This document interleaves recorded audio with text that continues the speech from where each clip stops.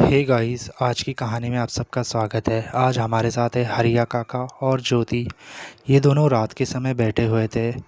तो ज्योति कह रही थी, हरिया काका कुछ भूतों की कहानी सुनाइए ना, जिससे मुझे डर भी लगेगा। क्यों नहीं ज्योति, आज मैं तुझे ऐसी कहानी सुनाऊंगा जिससे तुझे डर भी लगेगा। ऐसा हुआ क्या था?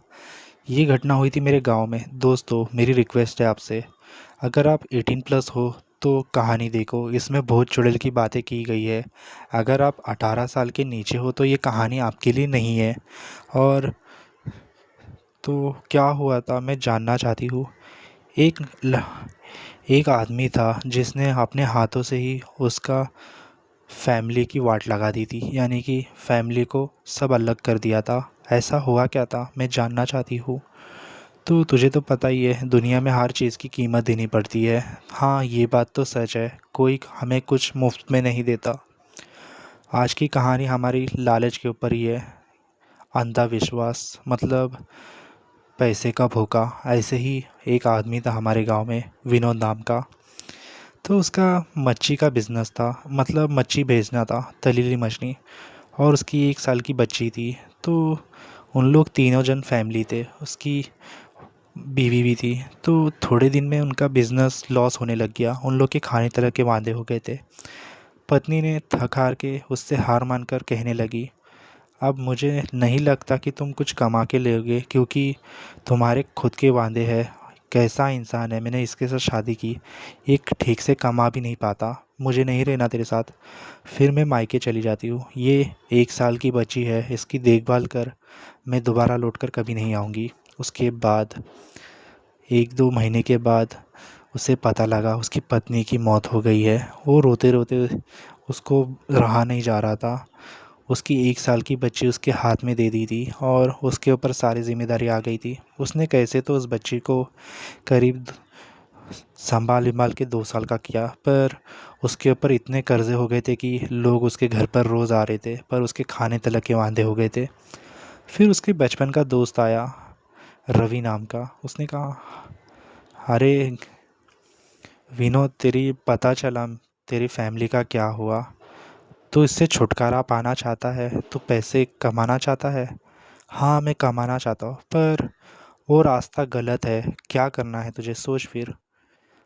भूखे मरने से अच्छा गलत रास्ते पे ही जाता हूँ, कुछ तो मिलेगा हाथ में। फिर क्या था, उसने एक बात कही। रवि ने कहा, देखो, मैं तुम्हारी मदद करूँगा, पर तुम्हें एक प्रॉमिस करना पड़ेगा। हाँ, बोलना क्या हुआ। अगर तुम्हें कुछ पैसे आते हैं तो उसमें से मुझे 10,000 देने पड़ेंगे। हाँ हाँ, ठीक है, मुझे मंजूर है। ठीक है फिर, आज रात को रेडी रहना 12 बजे। तुझे मेरे साथ चलना है और किसी को बताना मत। फिर क्या था, रवि उसके घर पे गया विनोद के, और 12 बजे उसे लेकर आया। तो उसने देखा कि एक तांत्रिक बाबा थे उधर। तांत्रिक बाबा ने कहा, यही है क्या? हाँ, यही है। तो तुम्हें धन चाहिए? हाँ, मुझे पैसे बहुत चाहिए, इतने पैसे कि मैं ऐश कर सकूँ। हाँ हाँ, तुम्हारी ख्वाहिश पूरी होगी। मैं एक काम करूँगा, यहाँ पर एक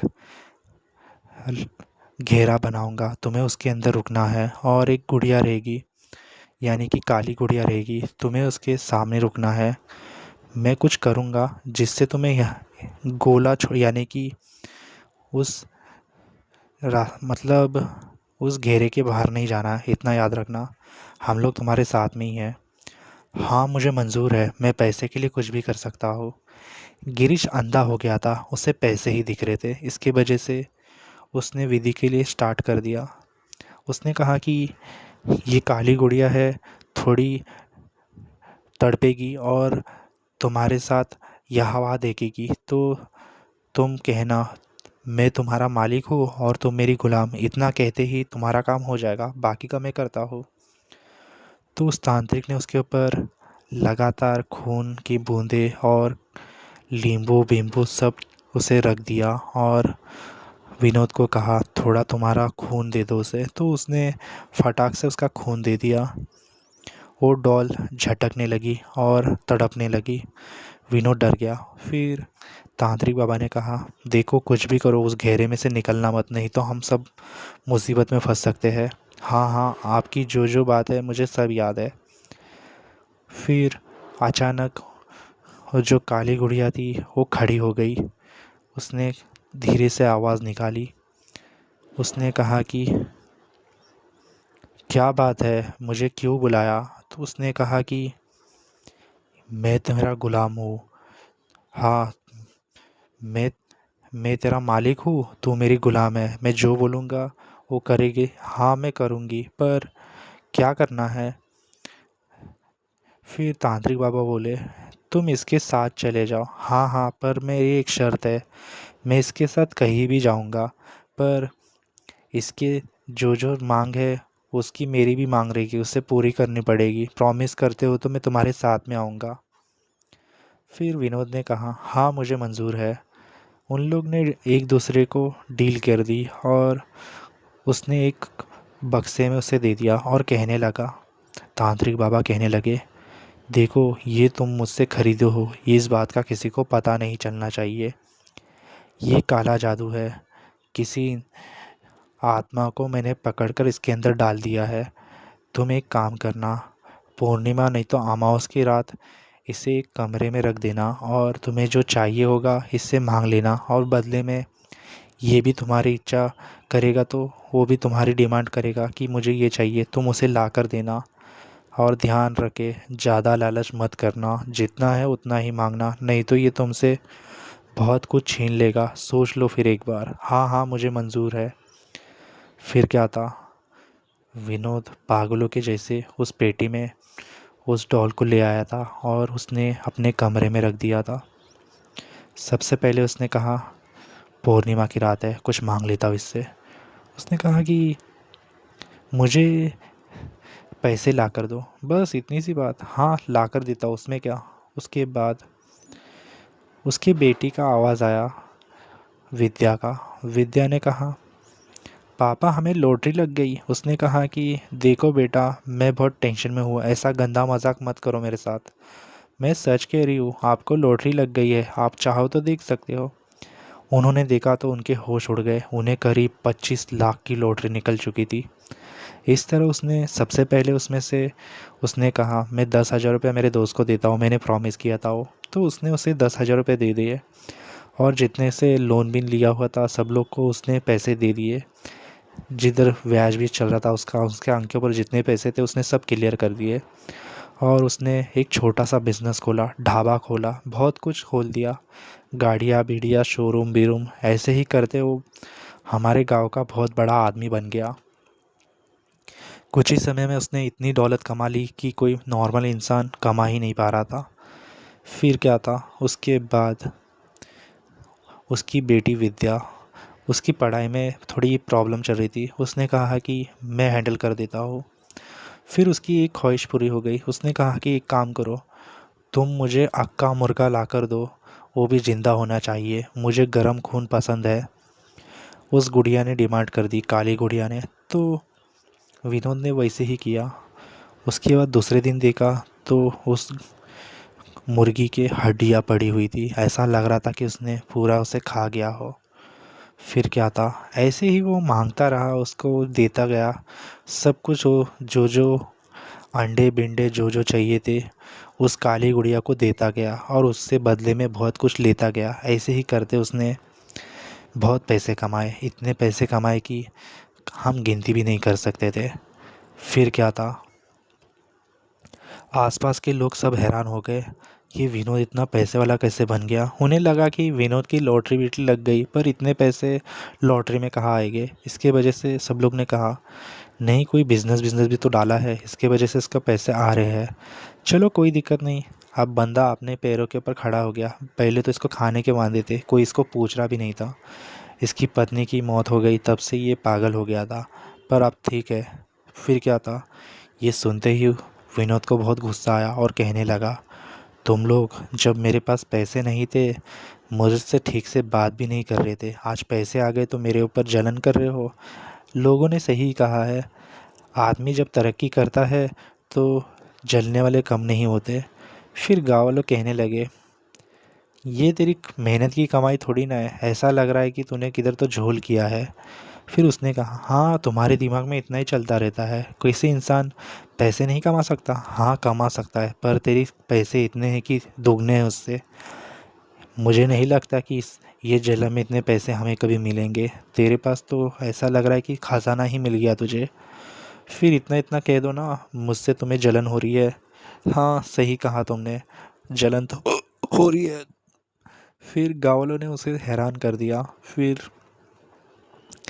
धीरे धीरे उसकी डिमांड फिर से बढ़ने लग गई। उसने उस कमरे में गया और उससे उस काली गुड़िया से मांगा। उसने कहा कि मुझे गहने, सोने के बर्तन बिर्तन सब ला कर दो, इतने पैसे चाहिए ना मुझे, सब मेरे पीछे भागने चाहिए। उस काली गुड़िया ने जो जो बोला वो उसको ला कर दे दिया। फिर क्या था, एक दिन उसके बेटी का बर्थडे था। वो करीब 16 साल की होने वाली थी।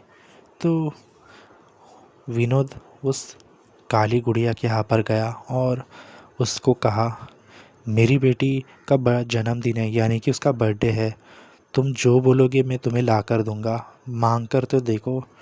फिर उसने कहा, देखो तुम प्रॉमिस करते हो? हाँ मैं प्रॉमिस करता हूँ। वाकई में? हाँ वाकई में, जो चाहिए तुम मांग लेना। अच्छा ठीक है, फिर तुम मना तो नहीं करोगे ना? नहीं नहीं, मैं मना नहीं करूँगा, बोलो क्या बात है। उसने कहा कि तुम्हारी बेटी को कमरे में भेज दो। मैं कुछ समझा नहीं, मैं समझाता हूँ। अभी हर टाइम इंसान को खाने की भूख तो होती है, मुझे शरीर की भूख लगी है, तुम्हें तो पता ही है ना। उसने कहा, नहीं नहीं ऐसा नहीं हो सकता, तुम ये छोड़कर जो चाहिए मैं ला कर दूँगा। उसने कहा, तुमने तो कहा था मैं जो जो बोलूँगा वो लेकर देगा, उसके बाद तूने ऐसा गद्दारी किया मेरे साथ में। फिर क्या था, उसने उस काली गुड़िया को तांत्रिक के पास ले गया और कहने लगा, तांत्रिक बाबा मुझे बचाओ, इसने ऐसे ऐसी डिमांड की थी। तुमने उसकी ख्वाहिश पूरी की? हाँ मैंने की। उसने कुछ मांगा, तुमने दिया? हाँ पर एक ख्वाहिश रह गई।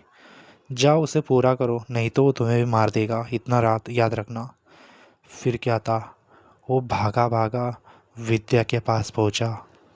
उसने देखा कि उसकी बेटी कमरे में लेटी हुई है।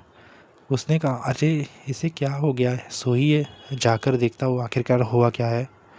फिर उसने उसे उठाने की काफ़ी कोशिश की तो उसने देखा कि विद्या की सांसें ही नहीं चल रही थी। फिर उसके हाथ और पैर में ऐसा लग रहा था कि किसी जानवर ने नोच लिया हो और उसके हर जगह पे निशान हुए थे। फिर उसे पता लगा कि ये सब काली गुड़िया ने ही किया है। फिर उसने कहा, तुमने ऐसा क्यों किया, मेरी दुनिया थी वो, तुम्हारे कौन से हक से उसे लिया? तो उसने कहा कि देखो, तुमने लालच इतनी की थी कि तुम्हारी सीमा ही नहीं थी। तुम लगातार पैसे मांगे जा रहे थे, मैं भी देते जा रहा था। मुझे लगा कि तुम इस टाइम पर ऐसे ही ख़त्म हो जाएगा तुम्हारा लालच, तुम ऐसा नहीं कर पाए, तुम्हारा लालच बढ़ते ही गया। तुम कितनी चीज़ मांगते गए, मैं पूरी करता रहा। याद कर उस तांत्रिक ने क्या कहा था, जैसे ही कुछ पैसे आ जाएंगे मुझे छोड़ देना, पर तूने छोड़ा नहीं। करीब मुझे 3 साल तक तूने मुझे काम पर लगा दिया, इसके वजह से मुझे कुछ ना कुछ तो चाहिए था ना, जो मुझे तेरी बेटी से मिल गया था। लड़की जवान हो गई थी, मैं भी कितना कंट्रोल कर पाता था।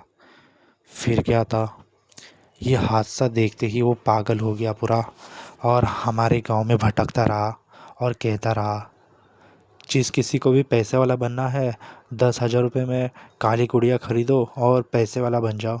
ऐसे ही बोलते बोलते वो पूरे गांव में भटकने लगा। उसकी ज़िंदगी की पूरी सत्यानाश हो गई, जो कि काली गुड़िया से। लोग ऐसे ही यूज़ करते हैं, इसे कम कीमत में या ज़्यादा कीमत में ख़रीद लेते हैं तांत्रिक लोग से। काला जादू किसी के काम में नहीं आता। आपने देखा ना स्टोरी में क्या हुआ। इसके वजह से हमारे बुज़ुर्गों ने भी कहा है और हमारे बड़े लोग ने भी कहा है, लालच बहुत बड़ी बला है, इसे लालच नहीं करना चाहिए, मेहनत की कमाई करो जो हमारे पास बहुत देर तक टिकती है। तो लाइक करो, शेयर करो और सब्सक्राइब कर दो। मिलते हैं दोस्तों डरावनी